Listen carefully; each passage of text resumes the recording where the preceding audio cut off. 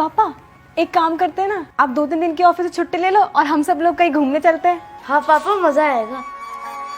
हाँ, मैं भी कह रही थी कि कहीं घूम के आते हैं, बड़ा मजा आएगा, बहुत दिन हो गए। हम इस वीकेंड पे गांव चलते हैं दादा दादी के पास। हाँ बड़ा मजा आएगा ये।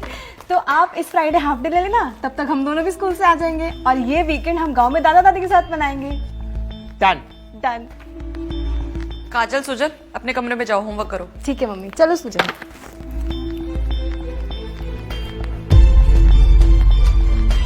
आप भी हाथ मुंह धो लीजिए, मैं खाना लगा देती हूँ। 1 मिनट, क्या हुआ? होना क्या है, कुछ नहीं हुआ।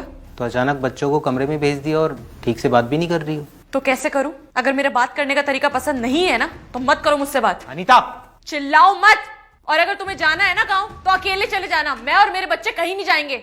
अच्छा तो ये वजह है तुम्हारी नाराजगी की, तुम गांव नहीं जाना चाहती, मम्मी पापा से नहीं मिलना चाहती। हाँ, नहीं मिलना चाहती। लेकिन क्यों? इतना कुछ किया उन्होंने हमारे लिए। उन्होंने जो कुछ भी किया है ना, वो आपके लिए किया है, मेरे लिए उन्होंने आज तक कुछ नहीं किया।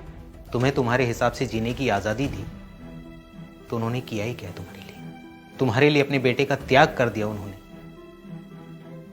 तो किया ही क्या है तुम्हारे लिए? ये प्रवचन देने की मुझे जरूरत नहीं है, सब पता है मुझे कि किसने क्या किया है, किसके लिए किया और कितना किया है। सुविधा के नाम पर क्या है गांव में? बताओ ना मुझे, क्या है गांव में? धूल मिट्टी पसीना, ना एसी है ना कूलर है, चूल्हे पे खाना बनाना पड़ता है, सो अलग। लेकिन आपको इन सब बातों से क्या फर्क पड़ता है? रखा ही क्या है गांव में? क्या कहा तुमने? रखा ही क्या है गांव में?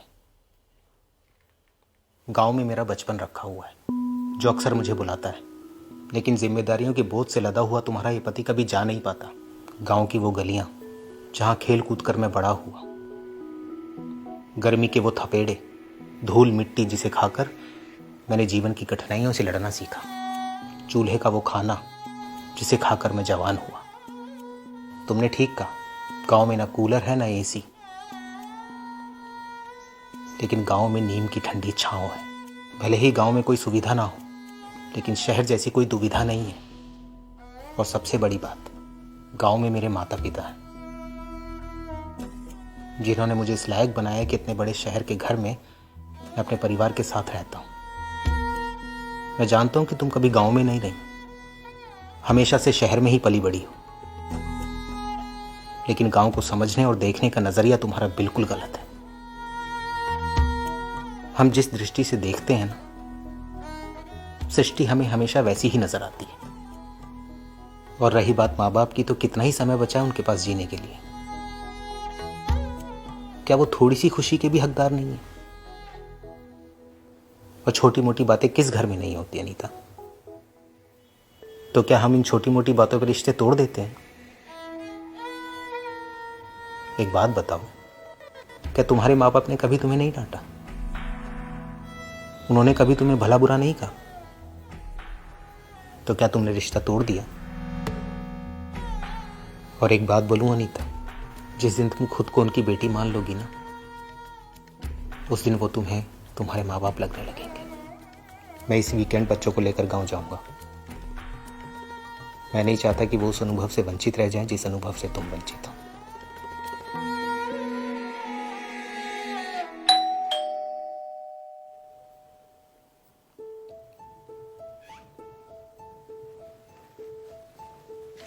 सर ये आपका कुरियर।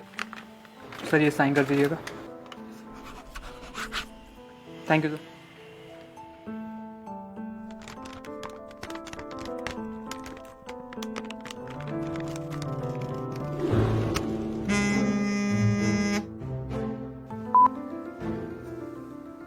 हेलो। हाँ बेटा, हमने तुम्हारे लिए गोंद के लड्डू बनाकर भेजे हैं। अरे वो पिछले हफ्ते तुम्हारा तबीयत खराब हो गया था ना, इन्हें खाकर ताकत आएगी, खा लेना। अच्छा रखते हैं, ध्यान रखना अपना।